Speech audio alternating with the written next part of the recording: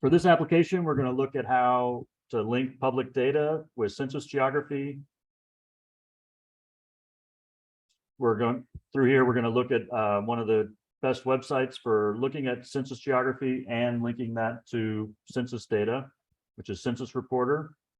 We're going to use Census Reporter to find what's called the Census Geography FIPS code. It's not necessarily important to remember what FIPS stands for. Two things to know professionally: this is called a FIPS code, and all geographies, census geographies, have a FIPS code. They're all unique. Every geography has a unique FIPS code. And what we'll see here is many of the FIPS codes are nested together. So if the FIPS code you have for a county, you'll see that that's included in smaller levels of geography within that county. So those are the important things. Always look for FIPS codes if you're getting data for census geography. This is especially important if you're trying to merge data together, which we'll look at later. You'll use the FIPS code as a way to connect census geographies together. You can use any address in the United States. All addresses have census geography. So every census geography, every place in the United States has a census geography, and most census geographies have data, but there are census geographies that exist, but there's nobody living there. There's no data for that census geography. So census geographies cover the entire United States, every part of the United States. But you can imagine a national forest or a park might have a census geography, but because nobody lives there, there may not be data. So all data has a census geography, but not all census geographies have data. When we go into Census Reporter, you'll be able to type an address and click on that to see the various types of census geography. And we'll look at this example to see how this works for an address here at Texas A&M University. We'll look at the different links that you get from Census Reporter. You'll be able to identify the FIPS code based on that link and the population data for that geography. And we'll also look at how to take that same information and create a data.census.gov link. This is something I often do. One is for ethical purposes. It's important to keep track of the links. It'll make the main person that you're doing this for is yourself. So if you make a table or if you realize you made a mistake, you don't want to have to click all the way through and go back, find where you found the data. So by saving the link, you're going to save yourself time, and it's something you'll want to use in a reference section or when you're sharing the data to make it easier to find that in the future. So let's click on this link and see what Census Reporter looks like.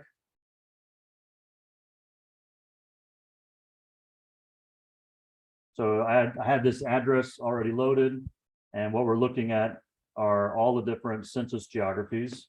So Census Reporter does a nice job of these are ordered for the most part in increasing size. So a block group is smaller than a census tract. And we'll see this kind of light up on the screen here as I go up in different geographies. Zip codes are not specifically a census geography. They're created by the Postal Service. The Census Bureau tries to make zip codes match the actual zip code that these addresses represent, but that's not 100% the case, because zip codes sometimes they may not be fixed to a geography, but the Census Bureau edits that and tries to create a zip code tabulation area that matches that zip code. You have school districts. So here we're starting to get bigger geographies.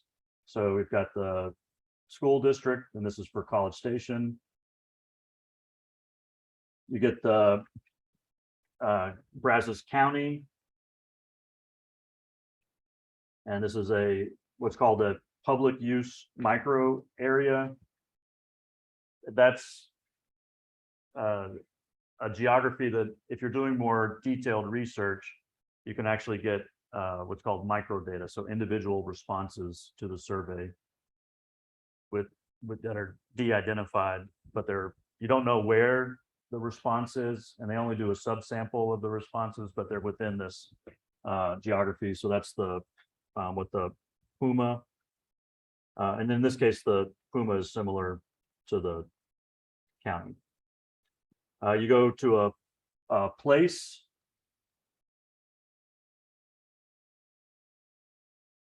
Or county subdivision, house districts, different districts for political districts, with the Census Bureau provides statistics, because those are part of the reason why the Census Bureau exists, is to do statistics on the House of Representatives, Senates, congressional districts. You have the county, the city of College Station, the metro area, Texas, the different, so they start to get bigger. So some of these aren't necessarily, they're not in size. A PUMA is a place that has at least 100,000 people, and then different geographies. But these are all the geographies that you can get data for on Census Reporter, and these are most of the geographies that the Census Bureau, the most popular ones that you can look at. So to make life a little bit easier, I use an option. I'm right-clicking, and I get this little box, and then I say open in a new window, and then I can do that for the other census geographies that I asked for. So we're going to look at block group, census tract, place, county, and core-based statistical area. I'm going to go down to county, and then in the readings, they made this a little bit more clear, but the core-based statistical area, metro area, some of the names are interchangeable. Yeah, micropolitan, metropolitan are different subsets of the core-based statistical areas. So here we've got Brazos block group 3, tract 21 in Brazos, Texas. So that's the name of the block group.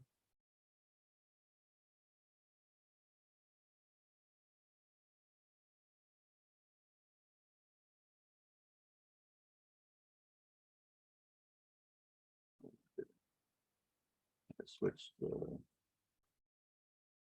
address. Or actually, I have to check. I think the reason why this is different is I did this last year, and it was the 2010 geographies. And the Census Bureau updates blocks, which affects block groups and affects census tracts. So the Census Bureau updates the block numbers, which can affect the block group numbers, which can affect the census tract numbers. So if these are slightly different, because the census changes that geography every 10 years. This could be a real gotcha at some point in your life if you're trying to use data and you think you're using the same year, but the census geographies have changed, and you're trying to figure out, why doesn't the data look the same, or why has it changed? Some of the other census geographies that change, so city boundaries, place boundaries will change every year if the city is changing its size. So you can see how cities change over time if you look at that. So in 2010, this was block group 1, and now it's block group 3. And we'd also can see that the population has increased slightly for this example. Within Census Reporter, you can get data on demographics, so they do a really nice job of providing all kinds of information. Here we can see this. This is Texas A&M University. Most of the people on campus are in the around 19 to probably 25. They give a nice comparison. So looking at the quantitative literacy, this is a nice way to make, this is a nice example of not just giving you the number, but also providing some context about the number. And then they're also giving some information here about the margin of error in this statistic. So this plus or minus is the margin of error in the number. So it's so they're 90% confident that this is between 19.5 and 19.7. So that's pretty good. It's a pretty small margin of error, but you'll see these margins of error can get bigger as you go down the list here. Most of the people on campus, the majority are male. This could probably have to do with you have Corps of Cadets as a major number of people that live on campus. You can see the demographic characteristics. They give a little comment here that this cross or sword footnote is margin of error is at least 10% of the total value. Take care with this statistic. So that's saying that for the Black or African American, there's a fairly large margin of error. Asian, Hispanic. So each of these, the number is probably pretty close to accurate, but there is a significant margin of error in those numbers. Get some economic data, household, family data. This is again the university, the campus. So most people are single. So there are some people that are married. Most people are not. They're in non-family. This includes some of the housing includes like married student housing or the apartments that are on the north side of campus. There's no information on fertility, units and occupancy. You can kind of see the number of housing units. And one thing that's missing, if you think about the number, this is saying there's 10,000 people, and you might assume that they're living in 1,000 housing units. So you're like, that's like 10 people to a housing unit. But that housing unit number doesn't count dorms. So that's not included. So you might have the housing unit means like you would think of it as a small house, like an apartment or a house that has an individual address. So that doesn't include the dorms on campus. No real information about the value of housing units because there's not that many. Mobility, you get some educational attainment. Language. So you can see this is all census data. This is all information has a lot of kind of interesting statistics. They do a nice job with the tables. They do a nice job of giving you the margin of error, the date for the data is the American Community Survey for 2020. And it's the 5-year estimate, which we'll talk more about that as the semester goes on. This means that the data covers 2018, 2019, 2020, 2021, and 2022. So it says 2020 5-year, and that means that the data covers the 5 years around 2020. So it's a combination of 5 years worth of survey. couple other nice things here. You can look at the data. You can also get, if you want to put this on another website, you can get a link to put it on the website. If you look at the actual data, they give you the table ID for this that they're actually using in the census, and that's important. And then you can view the table, copy the table, download the table, but see all of the information. So that's a general overview of Census Reporter. Census Reporter has only been around for a couple, like maybe a couple years that I've seen it. So it's a relatively new tool. Census data is notoriously difficult to actually access and make use of. And so Census Reporter is one of the several examples of organizations that are trying to make it easier for people to access and look at census data.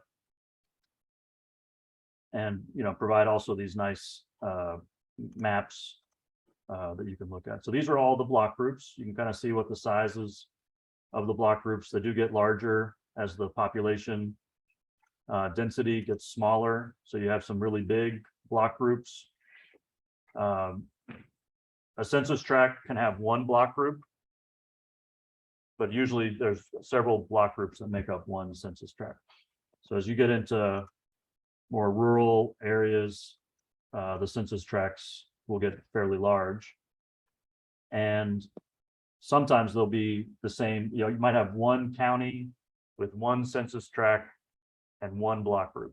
So if you have a county with less than 4,000 or around 4,000 people, you'll just have one, mostly just all of those census geographies will look the same.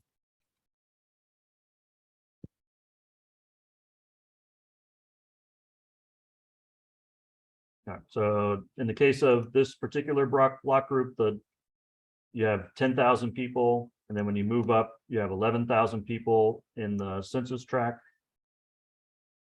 So it's not, the census tract is basically the same as the block group, but they're just adding this. So the census tract is made up of two block groups. So you have block group 1 and block group 3. And if you were to add those two numbers together, you would get 11,153. So those are, don't ask me where block group 2 is, but there's those that sometimes the Census Bureau has to skip numbers or change them. So here again, 282 plus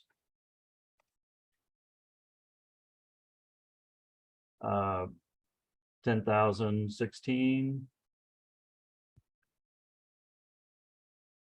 Anybody have a quick calculator? I can ask Google.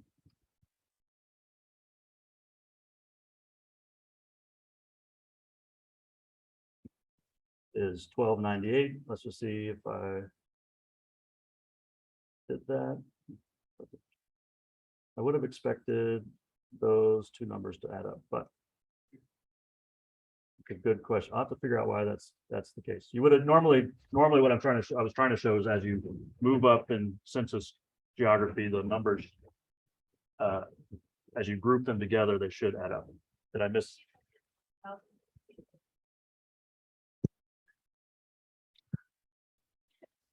Public math. 282 plus. Is it 1,100?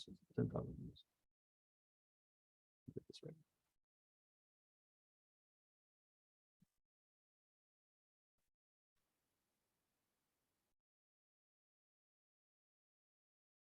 I'm doing something I didn't do right. But they would, you normally would expect the numbers to add up, and I'm probably just doing math horribly in front of everybody. So you have the city of College Station.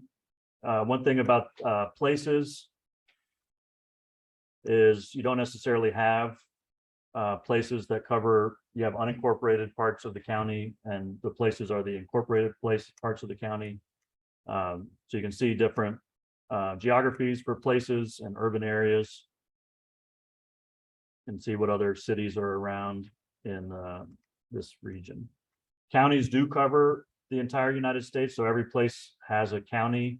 One thing you learned this week is not every state uses the word county. So you have parishes in Louisiana, and that's oftentimes why you might see county equivalents.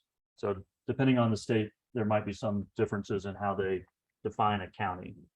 Some states on the East Coast have some interesting county geographies and county definitions. And then we have the metro area. Not every place has a metro area. So you'll see some of the more rural parts of the state don't have a metro area. Generally, a metro area is defined as a region that shares an economic center. So like in the case of, they often based on commuting patterns. So if a lot of people live in one county and commute to another county, then they would be considered part of a metro area. So if you're looking at the metro areas, they can be different sizes. They can be a couple counties, they can be one county.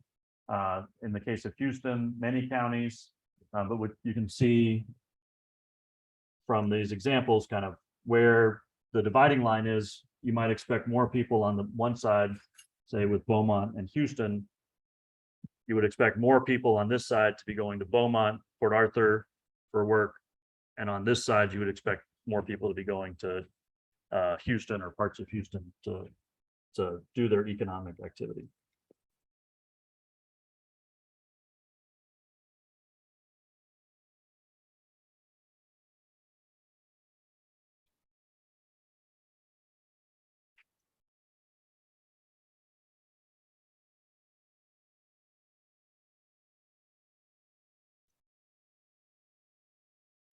I think I still was typing the wrong number. That's what I was getting. I'll double check that. Okay, so we want to look at these FIPS codes. And for those of you that I'm sharing the screen, I just zoomed in.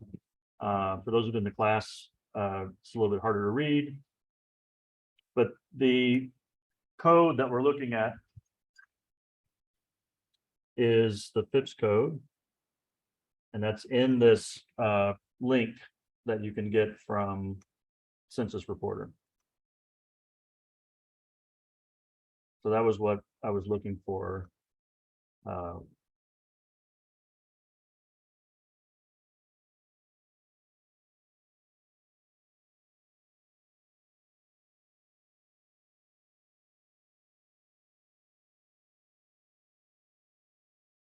these links are, not the easiest thing to look at, but if what I'm trying to get you guys to do is to see the pattern of how these FIPS codes come together.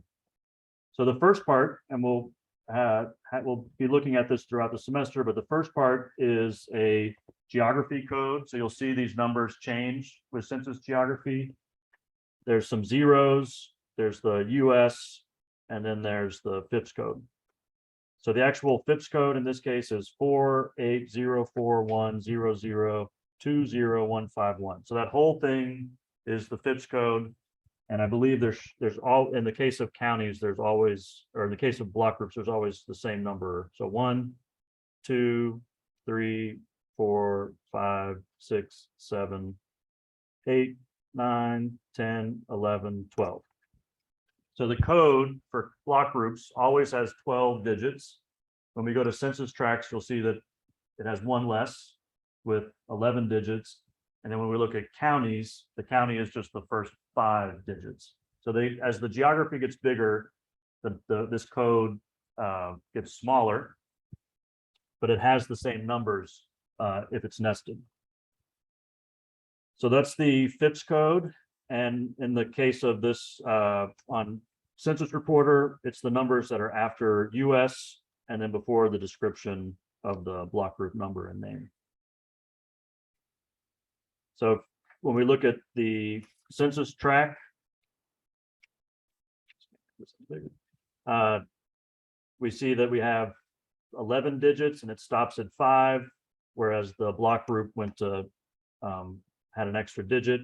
And this last number matches the block group number. So 1, 2, 3, 4, there's never more than 9 block groups in a census tract.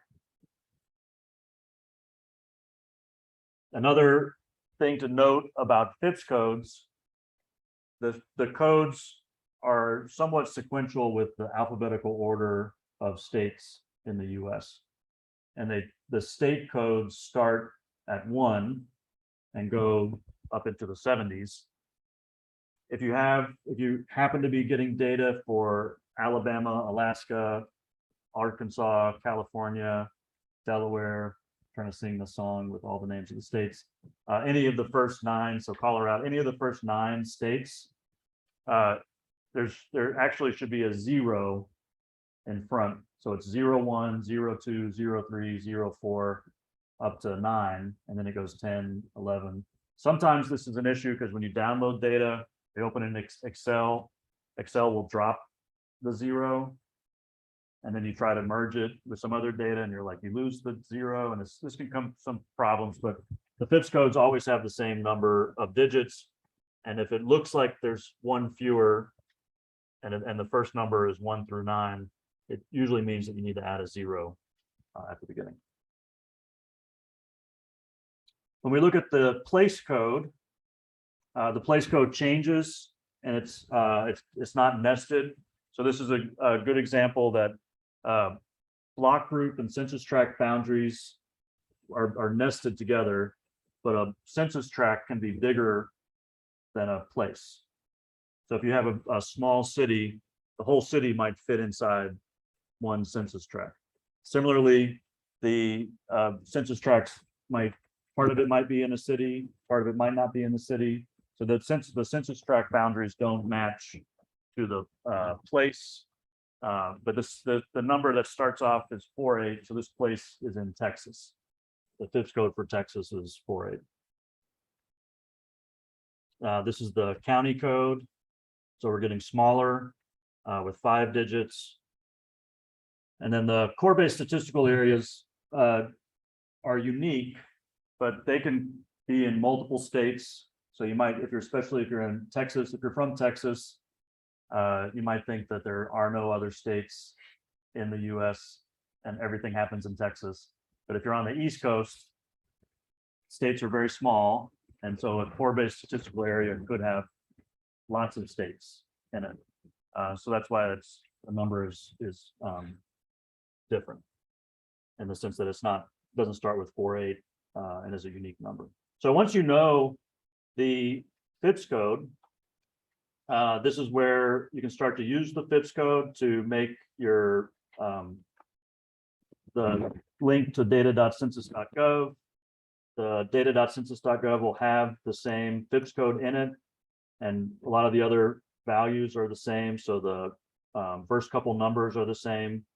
There's a slight difference between the Census Reporter and the data.census.gov, where they have different number of zeros between the codes. But once you have the FIPS code, you can and you have an example of what the data.census.gov link is, then you can use those links interchangeably. So I just copied the data.census.gov link. It's they haven't changed these recently, so they work. It's a fairly permanent address to the data. Makes it really easy to see what the data is. If I want to change the FIPS code or the geography, all I have to do is change this part of the code. If I want to get a new table, I just have to change the table name.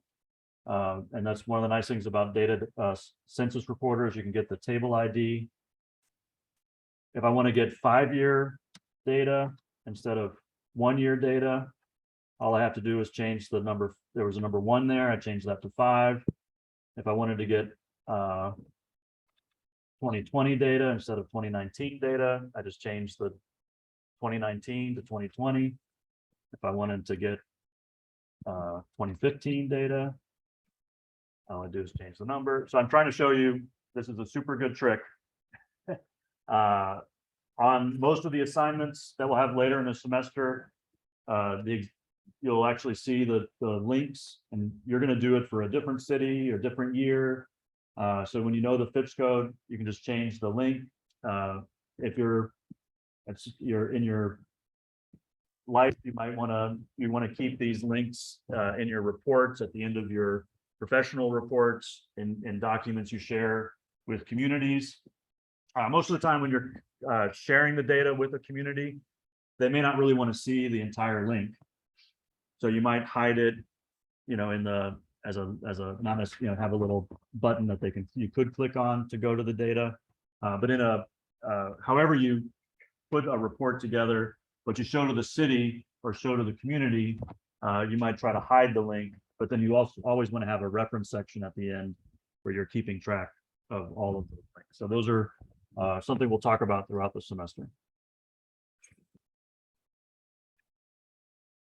It looked like most of you were able to, that did this, were able to do it. For those of you that weren't able to do it because Census Reporter was down or you just didn't have time, please go back and submit this example discussion. For those of you that were able to do it, anything interesting or that you found out? The population on the census.gov website, when I opened it in Chrome on full 100% zoom, it actually cut off the total population. Oh yeah. I had no idea for about 2 hours. I was trying to figure out why there's no population. This is an issue with data that's what was brought up, is that sometimes you can't see everything. I've often had the issue, so I have to change my zoom level to make sure I can see what's going on.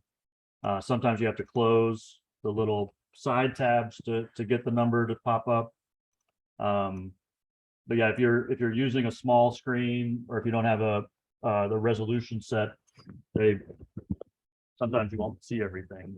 But that's one of the things that hopefully over the rest of the semester you'll just get used to using it, figure out these gotchas in data.census.gov or on other websites that we use.